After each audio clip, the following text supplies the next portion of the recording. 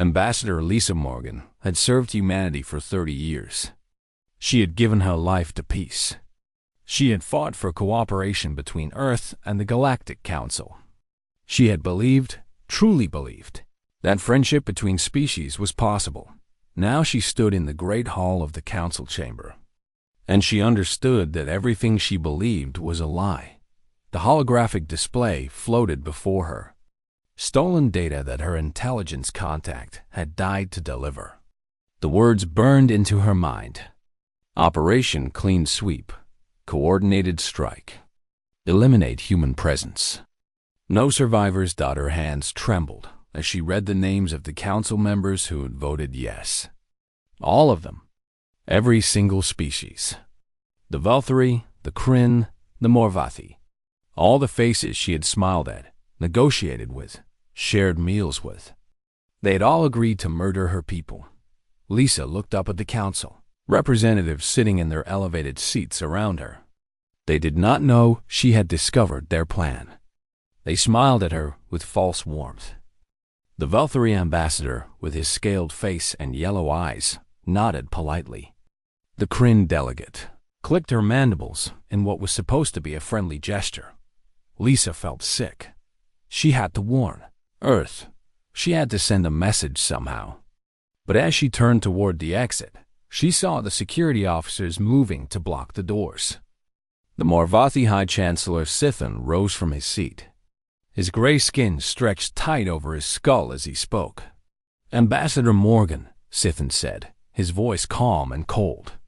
We have detected an unauthorized data transfer to your personal device. Please surrender it. Lisa's heart pounded. She had seconds to act. She pressed the emergency transmit button on her communicator, hoping the burst signal would reach the human embassy before they could jam it. A Valkyrie guard fired. The energy bolt struck Lisa in the chest. She fell backward, her body hitting the polished floor of the chamber. As her vision faded, she saw the council members watching her die without any emotion on their faces. Her last thought was a prayer that her warning had reached home. It had not. 12 hours later, the attacks began. Admiral Daniel Carter was aboard the command station orbiting Mars when the first reports came in. Colony World Kepler-7 had gone silent. Then New Brisbane. Then Harmony Station. One by one, human settlements across the galaxy stopped responding. Carter stood in the command center, surrounded by officers who were trying to make sense of the chaos. The main screen showed a map of human space, and red markers were appearing faster than anyone could count. Admiral, said Commander Michelle Torres, her voice tight with controlled fear. We have confirmed visual from Kepler-7. The Valkyrie fleet glassed the planet. They killed everyone. 800 million people. Carter felt the words hit him like a physical blow. 800 million. Families, children, gone. Contact the main defense fleet, Carter ordered. Get Admiral Harrison on the line now. The communications officer worked frantically at her console. Sir, the main fleet responded to a distress call near the Kryn border 6 hours ago.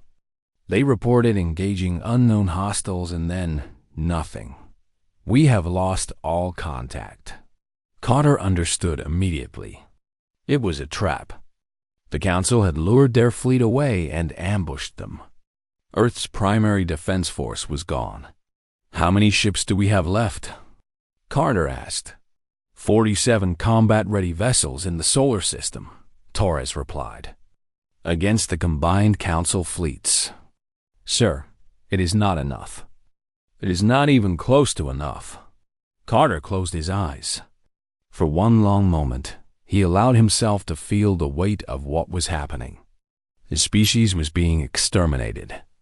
Everything humanity had built over 80 years of galactic cooperation was being burned to ash by the very allies they had trusted. Then he opened his eyes, and his expression changed.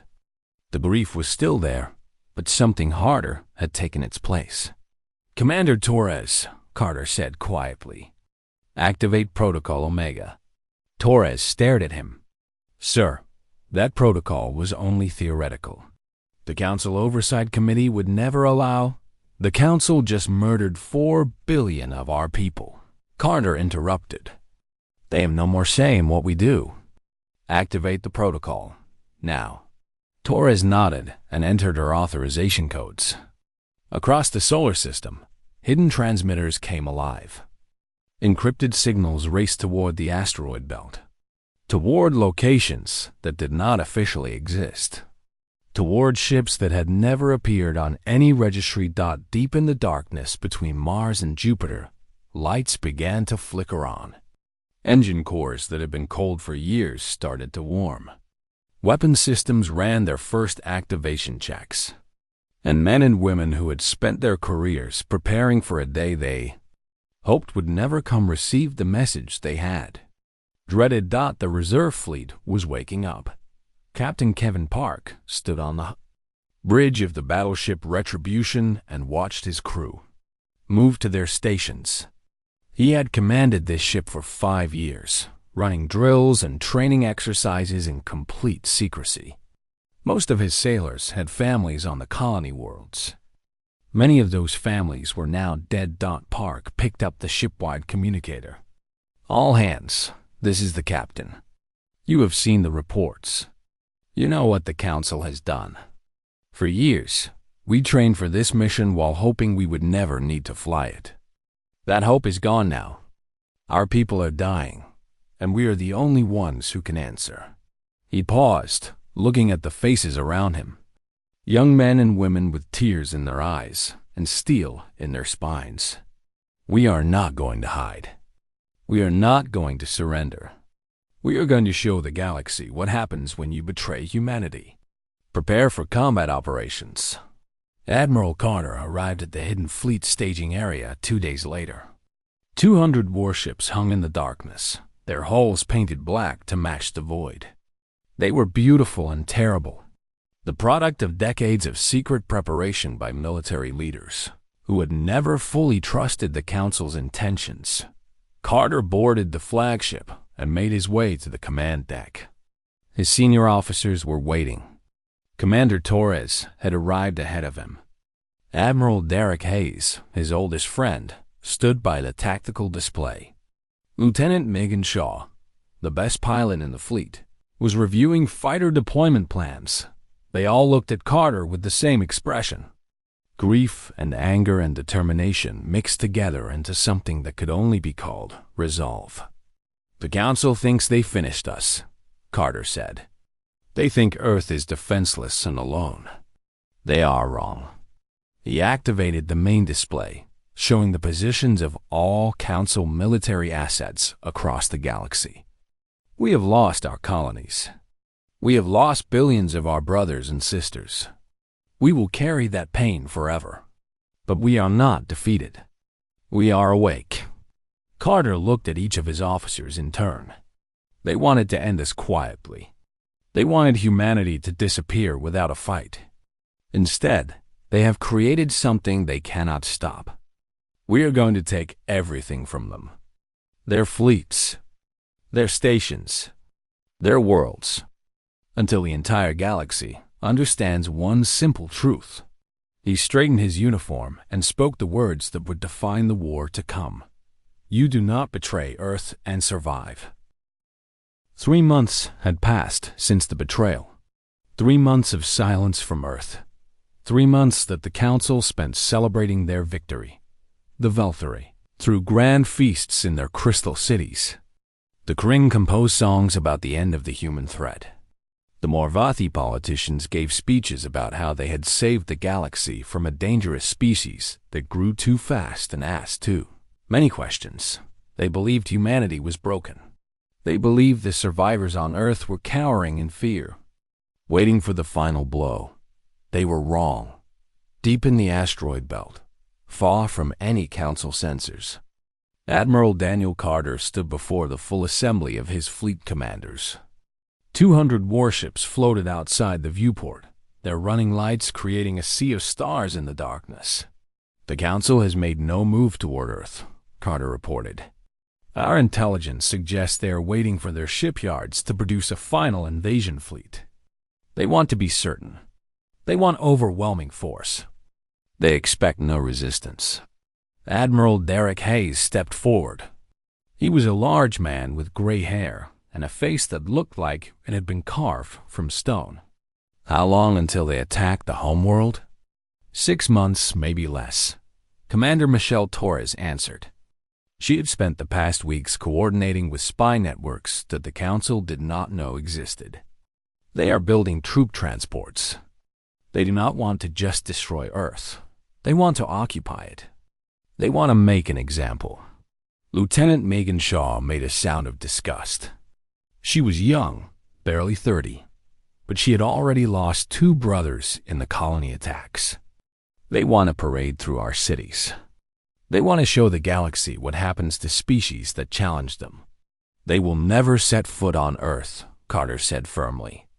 We strike first. We strike hard. And we do not stop until the Council no longer exists. He gestured to the main display, and a detailed star map appeared. Red markers indicated Council military installations across their territory. Our campaign will have 3 phases. First, we cut their supply lines. Without fuel and ammunition, their fleets cannot operate. Second, we destroy their military infrastructure. Shipyards, defense stations, command centers. We burn it all. Third, we move on their homeworlds. Hayes raised an eyebrow. Their homeworlds? Daniel, that is total war.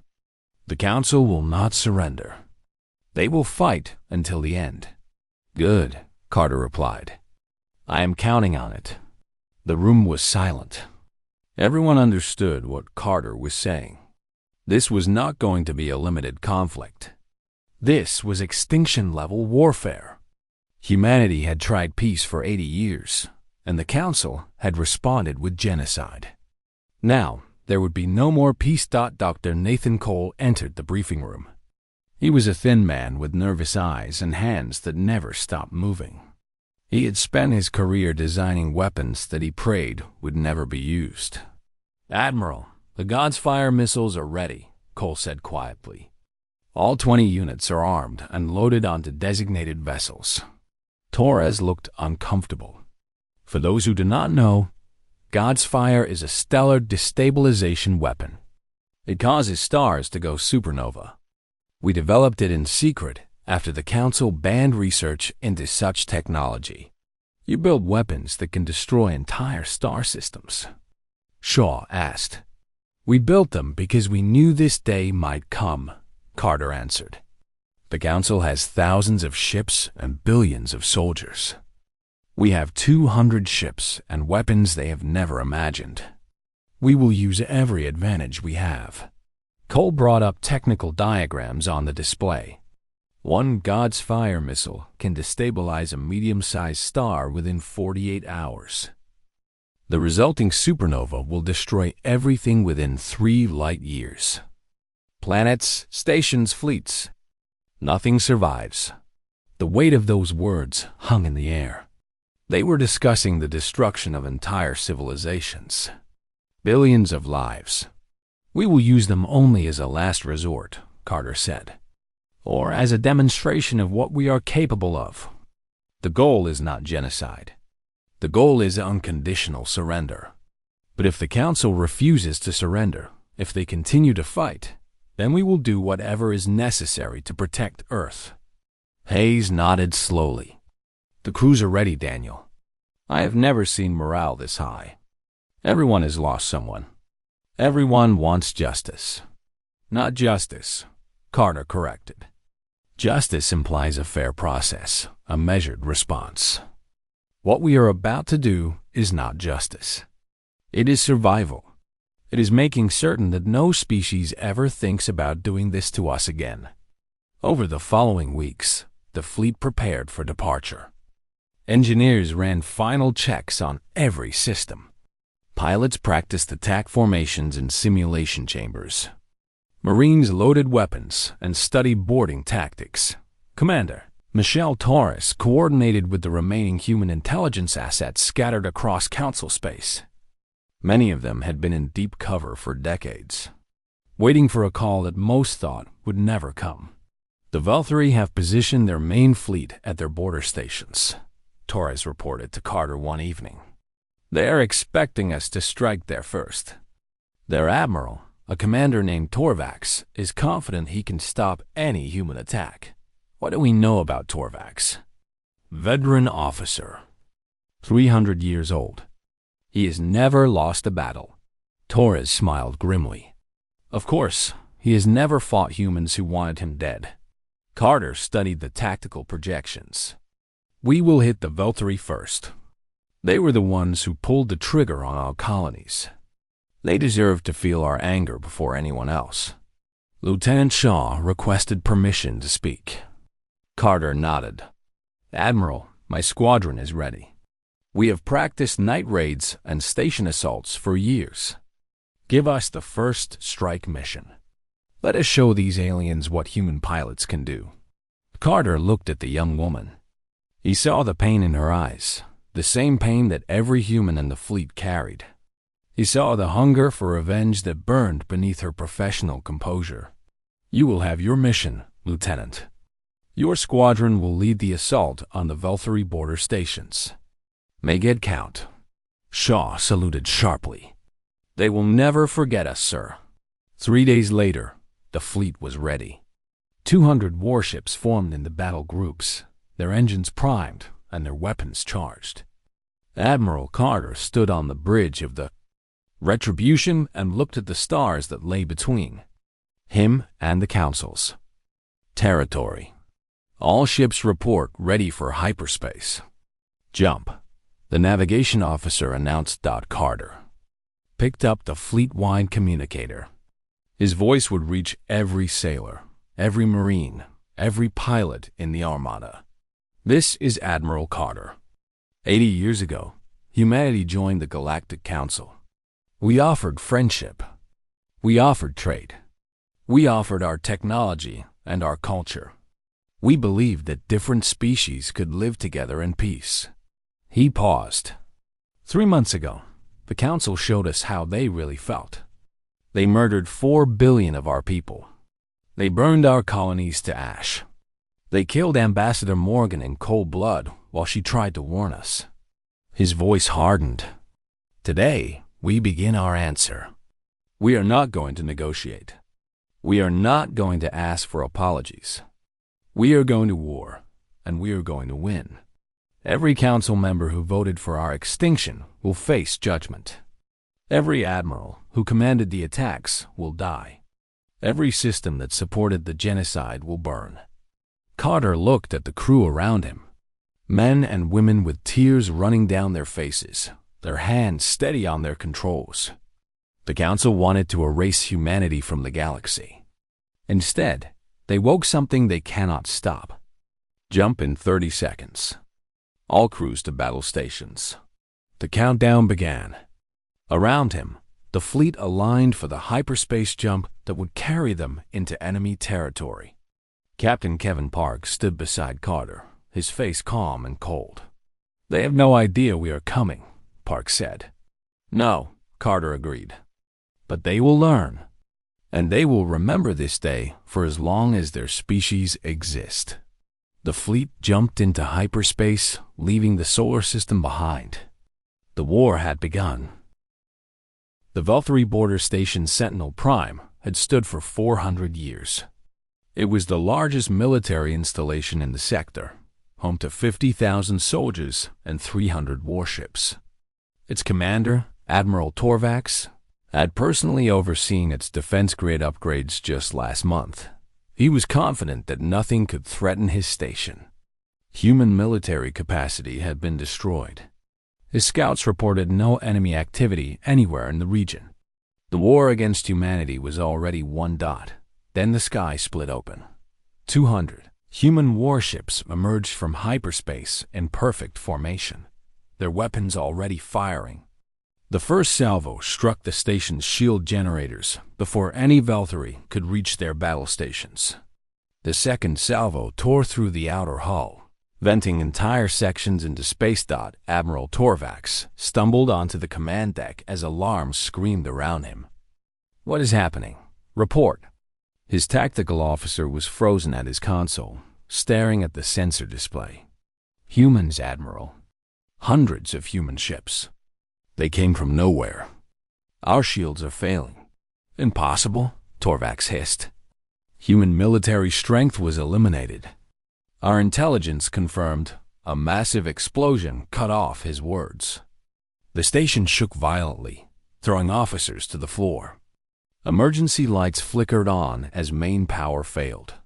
All defense fleet units engage the enemy.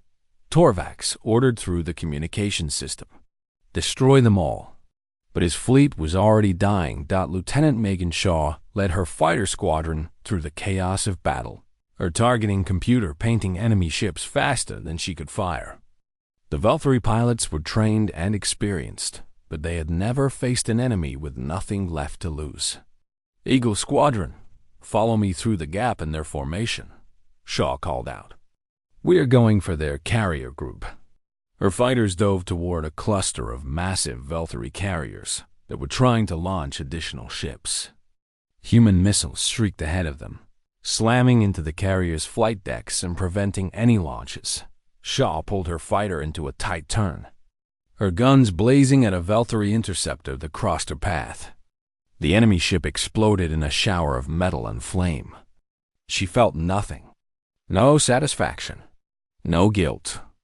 Only the cold focus of a woman doing a job that needed to be done. On the bridge of the Retribution, Admiral Carter watched the battle unfold with grim satisfaction. The Valkyrie were scrambling to respond, but human tactics were unlike anything they had trained for. Human ships moved faster, hit harder, and coordinated with a precision that the Council had never seen. Admiral Torvax's flagship is trying to retreat, Captain Park reported. Should we let him go? No, Carter said flatly. No one escapes. No one goes back to warn the others. I want total destruction. Park nodded and relayed the orders. A group of heavy cruisers broke formation and chased down the fleeing Valkyrie flagship. Within minutes, it was nothing but debris. Commander Michelle Torres monitored enemy communications from her station. Sir, Torvax sent a distress call before we destroyed his ship. The Kryn and Morvathi know we are here. Good, Carter replied. I want them to know. I want them to understand what is coming. The Battle of Sentinel Prime lasted 4 hours. When it ended, not a single Valkyrie ship remained intact. The station itself was a burning ruin, its massive frame breaking apart as internal explosions continued to tear it to pieces. Human losses were minimal. 12 ships damaged, 2 destroyed. Against an enemy force 3 times their size. It was an overwhelming victory. But Carter knew this was only the beginning. Over the following weeks, the human fleet cut a path of destruction through Valkyrie space. Supply convoys were ambushed and annihilated. Defense stations were reduced to rubble. Military academies, shipyards, fuel depots, everything that supported the Valkyrie war machine was targeted and destroyed. Commander Ryan Chen led the marine assault teams that boarded enemy installations before they could be scuttled. His soldiers captured intelligence officers, downloaded strategic databases, and gathered information that revealed the full scope of the Council's betrayal. Admiral, we have obtained complete records from the Valkyrie intelligence headquarters, Chen reported after a particularly brutal boarding action. They have files on every human settlement that was attacked. Orders, casualty reports, even videos of the massacres. Carter's expression did not change, but his hands tightened on the arms of his command chair. Preserve everything. Those records will be used as evidence when we hold the Council accountable. Sir, there is more. Chen's voice was heavy. They had plans for Earth. After the invasion, they were going to put all survivors into labor camps. They were going to breed humans for slave work. They considered us useful animals. The bridge crew fell silent. The horror of what Chun described hung in the air like poison. Carter stood slowly. Broadcast those files to every ship in the fleet. I want every sailor and marine to know exactly what we are fighting against. And then I want Commander Torres to send copies to every news network in Council space. Let their citizens see what their leaders planned." The broadcast had the effect Carter intended. Morale among the human forces reached new heights. Soldiers who had been fighting for revenge now thought with absolute certainty that they were doing the right thing. The Council had not just attacked humanity, they had planned to enslave the survivors. Meanwhile, the Council's civilian populations were shaken by the revelations. Protests erupted on Morvathi colonies. Kryn political leaders faced angry crowds demanding answers. The neat story of a preventive strike against a dangerous species was falling apart. Captain Ashley Brooks commanded the destroyer group that hit the Velthary home system's outer defenses. Her ships moved through the enemy lines like ghosts, appearing from hyperspace, striking hard, and vanishing before reinforcements could arrive. The Velthary are pulling their remaining fleets back to defend their homeworld, Brooks reported to Carter. They are abandoning their outer territories. Let them concentrate their forces, Carter replied. It will make the final battle simpler. One engagement, one victory, and then we move on to the Kryn. Admiral Torvax was dead, but the Velthary had other commanders. They gathered every ship they could find, every soldier they could arm, and formed a massive defensive line around their homeworld. They believed that sheer numbers would be enough. They had not yet learned the lesson that every enemy of humanity eventually discovers. Carter assembled his fleet for the assault on the Velthary homeworld. 200 ships against over 500 Velthary vessels. The odds seemed impossible. "We are outnumbered more than 2-1, Admiral Hayes observed. "Traditional tactics would suggest we wait for reinforcements."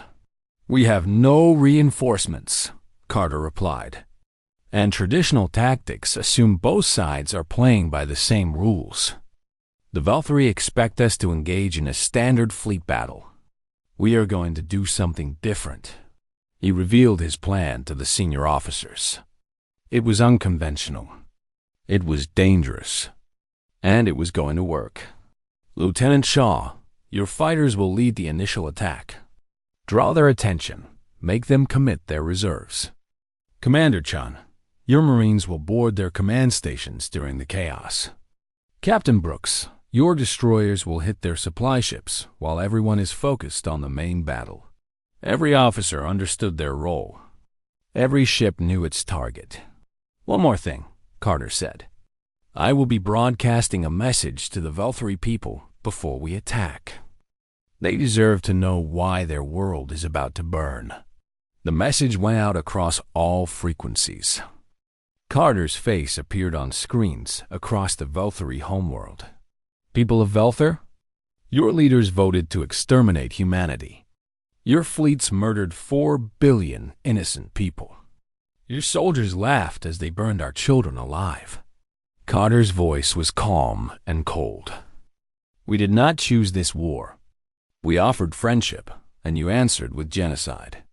Now we offer something else, judgment. Your fleet cannot stop us. Your defenses will fall.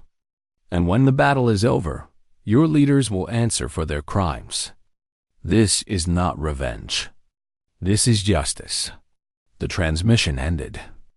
The human fleet moved into attack position. The Battle of Velthar had begun. The Battle of Velthar lasted 2 days. When it ended, the Velthary species no longer had a military. Lieutenant Megan Shaw's fighters had drawn the enemy fleet into a trap, pulling their forces out of position while the main human battle line struck from an unexpected angle. Commander Ryan Chun's Marines had captured 3 orbital command stations, turning the Velthary's own defense systems against them. Captain Ashley Brooks' destroyers had destroyed every supply ship in the system, leaving enemy vessels stranded without fuel or ammunition. Admiral Daniel Carter stood on the bridge of the Retribution and watched the Velthary surrender broadcasts flooding the communication channels. Their military commanders were begging for terms.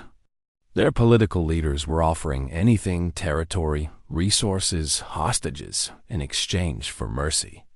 "Admiral, the Volturi government has requested a ceasefire," Commander Michelle Torres reported.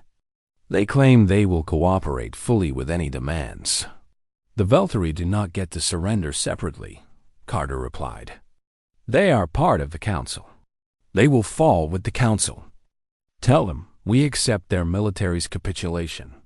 But political negotiations will wait until all 3 Council species have been defeated." Torres nodded and sent the message. The Volturi homeworld was now under human control, but Carter had no intention of occupying it with ground forces. He left a small fleet to maintain orbital superiority and turned his attention to the next target, the Kryn. Unlike the Volturi, the Kryn were not warriors.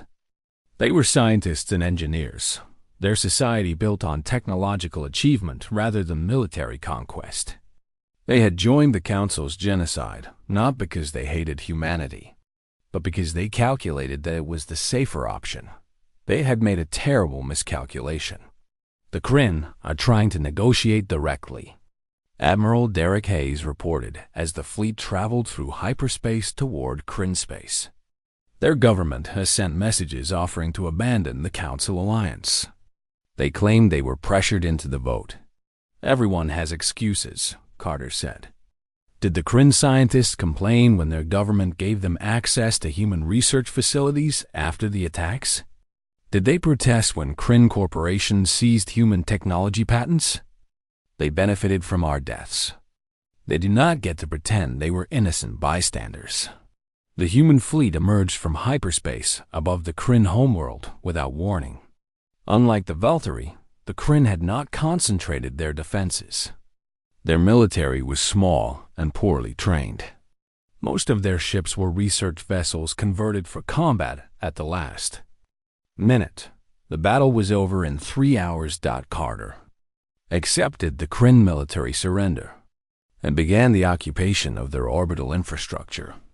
He did not harm their civilians or destroy their cities. He wanted them alive to witness what happened next. Lieutenant Commander Scott Palmer, the fleet's chief engineer, had spent the voyage improving the God's Fire weapons. The stellar destabilization missiles were now even more powerful and had longer range. "Admiral, the modified God's Fire system is ready for demonstration," Palmer reported. "We have identified an uninhabited star system 3 light-years from the Morvathi homeworld. A yellow dwarf star with no planets capable of supporting life." Carter nodded. "Prepare the weapon. I want the Morvathi to see exactly what we can do." The message to the Morvathi government was simple. High Chancellor Sithan and his officials were informed that a demonstration would take place in 24 hours. They were encouraged to point their telescopes at the designated star system. Then the human fleet fired a single God's Fire missile. The weapon crossed the void between systems at faster than light speed. It struck the target star and burrowed deep into its core. The destabilization process began immediately. Within 48 hours, the star went supernova. The explosion was visible from the Morvathi homeworld. A new light appeared in their sky, brighter than any moon. A reminder that humanity now possessed the power to destroy entire star systems at will. Commander Christina Lane had prepared the psychological warfare campaign that accompanied the demonstration. Her team broadcast messages across all Morvathi channels, showing footage of the supernova alongside images of the human colony massacres. "Your government killed billions of innocent people," Lane's recorded voice explained calmly. "In response, we have developed weapons capable of ending your species entirely. We do not wish to use them. We want surrender, not extinction. But if you force our hand, we will not hesitate. The choice is yours." Panic spread across Morvathi society. Citizens fled their cities, trying to reach remote areas they believed might survive a stellar explosion. Political opposition groups demanded that High Chancellor Sithan resign immediately. Military officers began refusing orders. The Marvathi government crumbled from within. Sithin himself sent a desperate message to Admiral Carter, offering unconditional surrender. He promised to deliver every official who had voted for the human genocide. He offered reparations that would bankrupt his species for generations. He begged. Carter read the message without emotion. Tell Sithin that unconditional surrender is accepted. All Council military forces will stand down immediately. All government officials involved in the genocide decision will be detained for trial. Any resistance will be met with overwhelming force. The message was sent. Within hours, the Council's military forces across the galaxy began surrendering. Ships powered down their weapons. Stations opened their doors to human boarding parties. Soldiers dropped their guns and waited for instructions. The war was effectively over, but Carter knew that victory alone was not enough. The galaxy needed to understand what had happened. They needed to see justice done. Commander Beth Sanders had been preparing for this moment. She was a former prosecutor who had joined the military after the colony attacks killed her entire family. Now, she would coordinate the largest war crimes tribunal in galactic history. We have detained over 10,000 officials across all 3 Council species, Sanders reported to Carter. Every politician who voted for the genocide. Every military officer who commanded the attacks. Every intelligence agent who planned the operations. The evidence against them is overwhelming. Good, Carter said. The trials will be public. Every species in the galaxy will watch. They will see what the Council did, and they will see the consequences. The human fleet moved to the Council capital world, Nexus Prime. This was where Ambassador Lisa Morgan had died. This was where the decision to murder humanity had been made. Carter personally led the team that entered the Great Council chamber. The room was empty now. The elevated seats where alien representatives had sat abandoned and covered in dust. Carter walked to the center of the floor, to the exact spot where Lisa had fallen. He knelt and placed a small memorial stone on the polished surface. The stone was from Earth, carried across the galaxy for this moment. It was inscribed with simple words. Lisa Morgan, ambassador, friend, murdered here for the crime of trying to save her people. When Carter stood, his officers saw something they had not seen since the war began. A single tear running down his face. She believed in peace, Carter said quietly. She spent her entire life trying to build bridges between species, and they killed her for it. He took a deep breath and straightened his uniform.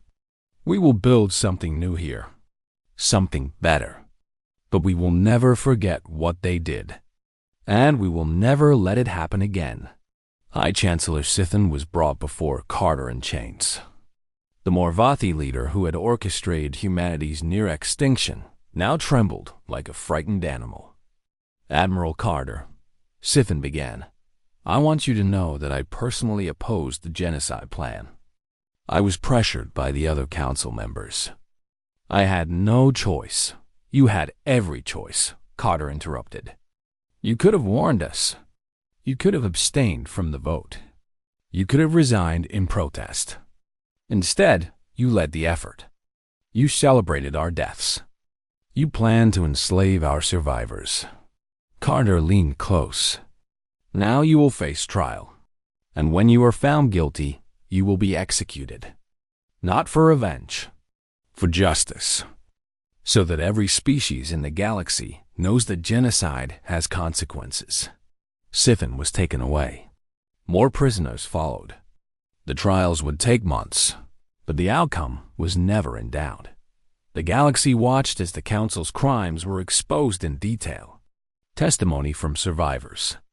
Footage from the attacks. Documents proving that every member species had enthusiastically supported the extermination. When the verdicts came, they were unanimous. Guilty, all of them. The executions were broadcast across the galaxy. Former leaders who had ordered the deaths of billions now faced the consequences of their choices. Carter did not watch. He had already moved on to the next task, building a new galactic order. 1 year had passed since the end of the war. The galaxy had changed forever. The Galactic Council no longer existed. In its place stood the Terran Protectorate, a new government with humanity at its center. Admiral Daniel Carter had refused all offers of political leadership, choosing instead to return to military service. But his influence shaped everything that followed. Admiral Laura Bennett commanded the occupation forces across former Council space. She was a patient woman who understood that lasting peace required more than military victory. Under her leadership, human forces maintained order without cruelty, enforcing laws fairly across all species. The Valkyrie are cooperating fully, Bennett reported during a briefing on Nexus Prime. Their new government has renounced the genocide and is paying reparations as agreed. The Kryn have actually become enthusiastic partners. Their scientists are working alongside human researchers on joint projects. Ambassador Paul Mitchell, Earth's new representative to the Protectorate Assembly, nodded thoughtfully. The Morvathi are more difficult. They resent the occupation and blame humans for their economic collapse. We will need to handle them carefully. They brought this on themselves, Commander Beth Sanders replied. She had completed the war crimes tribunals and was now working on establishing a permanent court for galactic justice. But I agree that punishment without possibility of redemption creates more enemies. We should offer them a path back to full membership in the Protectorate. The new galactic order was different from anything that had come before. Humanity had not conquered the galaxy to rule it as tyrants. They had conquered it to ensure their survival, and then worked to build something better than the Council had ever been. Smaller species, who had not been part of the genocide, were welcomed as equal partners. Trade routes were reopened. Scientific cooperation resumed. Slowly, the wounds of the war began to heal, but some wounds would never close. On Earth, construction had begun on the Memorial of Names. It was a massive structure rising from the plains of what had once been the American Midwest. A tower of black stone inscribed with the names of every human who had died in the Council's genocide. 4 billion. 200 million names. It would take decades to complete.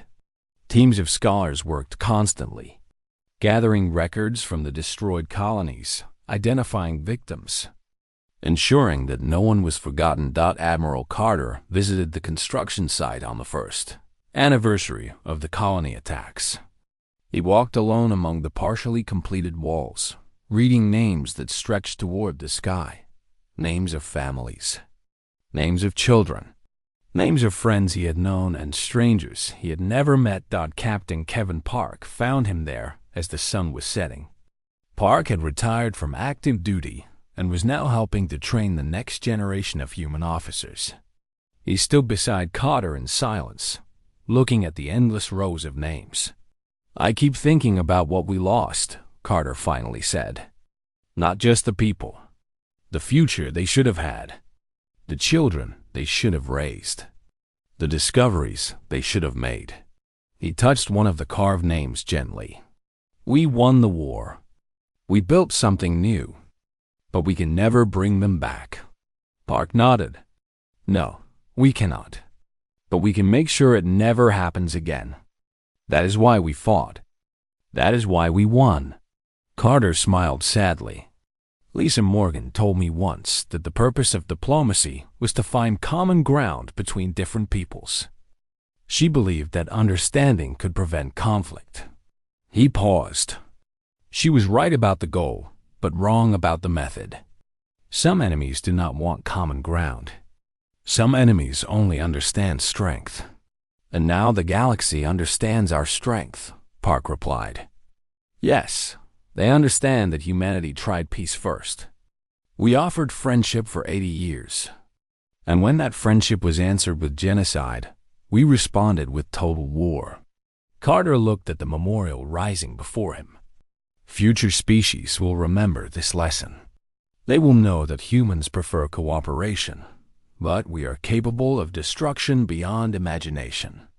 They will think twice before betraying us. The dedication ceremony for the memorial's first completed section took place 2 months later. Representatives from across the Protectorate attended. Vulthari diplomats, Kryn scientists, even some Morvathi observers stood alongside. Human families who had lost loved ones in the attacks. Carter gave the opening speech. His voice was carried across Earth and broadcast to every world in the Protectorate. 1 year ago, the species we called allies made a decision. They decided that humanity was a threat that needed to be eliminated. They attacked our colonies without warning. They murdered our people without mercy. They planned to erase us from existence. He paused, looking at the crowd before him. They failed. We are still here. And we are stronger than we have ever been. Carter gestured to the memorial behind him. These names represent everything we lost. 4 billion human beings who deserve to live, who deserve to grow old, who deserve to see their children grow up. They were taken from us by those who feared what humanity might become. His voice hardened. Those who made that decision are gone now. They face justice for their crimes. But justice alone is not enough. We must also remember. We must teach our children what happened here. We must ensure that the galaxy never forgets the price of betraying humanity. Carter looked up at the tower of names stretching toward the clouds. To those who died, we remember you. We honor you. And we promise that your deaths were not meaningless. From the ashes of your sacrifice, we have built a new galaxy. A galaxy where humanity stands as protector, not victim. A galaxy where no species will ever dare to attempt what the Council attempted. He turned to face the alien representatives in the crowd. To our new partners, we welcome your cooperation. We offer friendship and trade and shared progress. But understand this clearly. We offered the same things to the Council. They chose betrayal. They chose genocide. And they paid the price. Carter's eyes swept across the crowd. We are not conquerors. We do not seek to dominate. But we will never again be victims. Any species that threatens humanity will face the same fate as the Council. This is not a warning. It is a promise. The ceremony continued with speeches from survivors, musical tributes, and readings of messages from the colony worlds that no longer existed. When it ended, the crowd dispersed slowly, many stopping to touch the memorial wall, to find the names of people they had loved. Carter stayed until everyone else had gone. He stood alone in the gathering darkness, looking at the names carved into stone. Lieutenant Megan Shaw found him there. She had received command of her own ship now, a battlecruiser named Hope. She walked to stand beside her former admiral. Sir, the fleet is ready for the patrol route through former Council space. We will maintain presence as ordered. Carter nodded without looking away from the memorial. Good. Make sure the Council species see our ships regularly. They need to remember why we are here. Yes, sir. Shaw hesitated. Admiral, can I ask you something? Of course. Do you ever regret what we did? The war, the destruction, the executions. We killed millions of their people. We destroyed their civilization. Sometimes I wonder if we became the monsters they always claimed we were. Carter was silent for a long moment. When he spoke, his voice was tired but certain. I have asked myself that question every day since the war ended. And every day, I reached the same answer. We did not start this war. We did not choose genocide. We responded to an attack that killed billions of our people. Everything we did was in response to their crimes. He turned to face Shaw directly. Were we merciful? No. Were we proportional? No. We destroyed their military capability completely. We executed their leaders publicly. We occupied their worlds and dismantled their governments. But we did not exterminate them. We did not slaughter their civilians. We did not put them in labor camps as they planned to do to us. Carter put a hand on Shaw's shoulder. We showed them that humanity is capable of terrible violence when provoked. But we also showed them that we are capable of stopping before we become the thing we fought against. That is the difference between us and the Council. They wanted extinction. We wanted justice. Shaw nodded slowly. Thank you, sir. I needed to hear that. She saluted and walked away toward the transport that would take her to her ship. Carter stayed at the memorial until the stars came out. He had spent his entire career preparing for a war he hoped would never come. Now that war was over and he was not sure what to do with the peace, his communicator buzzed. A message from Ambassador Mitchell. There were new trade negotiations to discuss, new alliance proposals to consider, new challenges facing the young protectorate. Carter smiled slightly. The war was finished, but the work of building something better was just beginning. He took one last look at the memorial, at the names of the billions who had died, at the monument to humanity's greatest tragedy and greatest triumph. Rest now, he whispered to the dead. We will take it from here. Then Admiral Daniel Carter walked away from the memorial and toward the future. The galaxy would never forget what humanity had done. They had offered friendship and been answered with genocide. They had risen from the ashes and destroyed their enemies. And then they had built something new from the rubble. 1,000 years from now, alien children would learn about the Council's betrayal and its consequences.